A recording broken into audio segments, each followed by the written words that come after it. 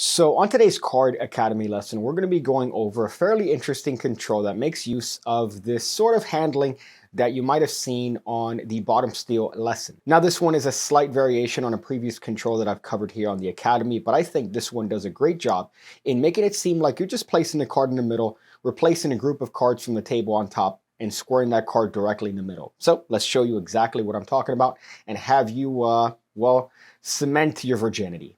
So here is the control. The participants call stop anywhere they want. Let's say they call stop over here.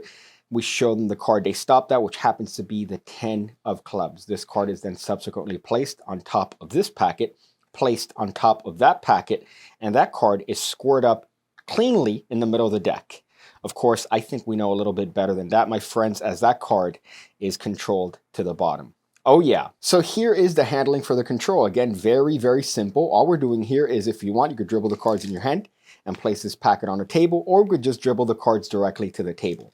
So wherever the participants call stop, we're going to show them that card. And here, as I'm showing them the card, I'm just going to take the opportunity to regrip. So now my ring finger and my middle finger are a little bit deeper onto this card, because in a moment, what I'm going to do is I'm going to put pressure with these fingers, and that's going to separate this card from the rest of the deck. So this is very reminiscent of a Kelly bottom switch. So here all we're doing is just separating that card from the rest of them. You might have seen this done as a bottom steal or as a color change, but here we're just making use of it to separate that card from the rest of the packet. Now the participants are being shown the card with the left hand.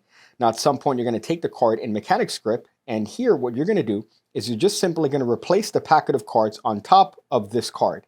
Now at the same time that that's happening, I'm just coming in and pressing with my ring finger and my middle finger, taking this card to the right. So it's, again, very reminiscent of this Marlowe bottom deal technique. However, we're doing it in the hands.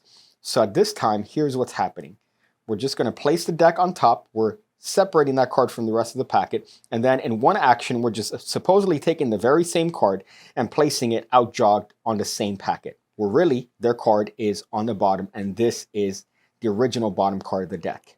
Now at this point, you could take this pile of cards from the table and place it on top. You could then place this on a table and then square everything up. Of course, their card is controlled directly to the bottom. Now, when you do this particular control, it is important that you actually engage the participant in some sort of way. Now, this is an action that they could look at. It isn't something that they will find suspicious, but you do want to have a little bit of misdirection. So maybe addressing a different participant or having another participant be the point of focus would be a good time for the actual actions of this force. So you could very easily do that by just addressing these participants and showing them the card, and then briefly showing these participants the card, and then placing the card in position for the switch. Then as an afterthought, when you do the switch, you go, you guys saw the card, right? Of course, this participant is going to confirm yes, of which case now you could place the card back on top, place this packet on top, and you control it to the bottom of the deck. So you could use that as misdirection for the actual switch, so that the participants aren't necessarily burning your hands as you do the actions. But as you can see, it's a very simple control, and it's to the bottom of the deck, so you could use that for whatever routines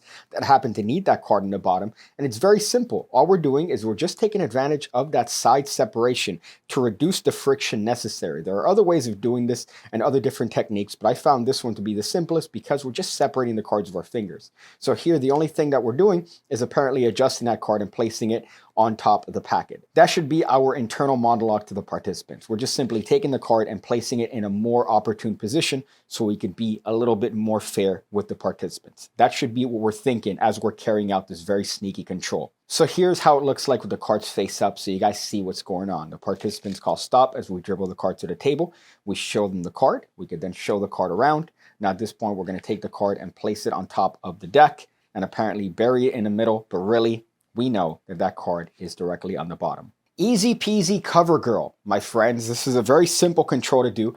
It's not one that requires a lot of frills. It's not a lot of complicated actions. And it's something that you would do ordinarily if you want to replace the card in a different position. So that's what you would do if the card is in your hand and you want to place it in that position. That's how you would do it with the least amount of awkward handling. So I think it's a great control. And if it's one that you need because you need the card control to the bottom, why not use this and make everything look super fair with your hands pretty much open. You're pushing the cards in with your fingertips and everything is as fair could be. And looking at the monitor, I do realize I look exactly like trash, and that's because I just worked out. I'm sorry. I apologize that I look a little bit musty here, but at least you don't have smell-o-vision and you can't smell me. So appreciate the control. But that's it. I hope you guys enjoyed it. Thank you guys for being members of the PigCake Card Academy, and I hope to see you on the next lesson.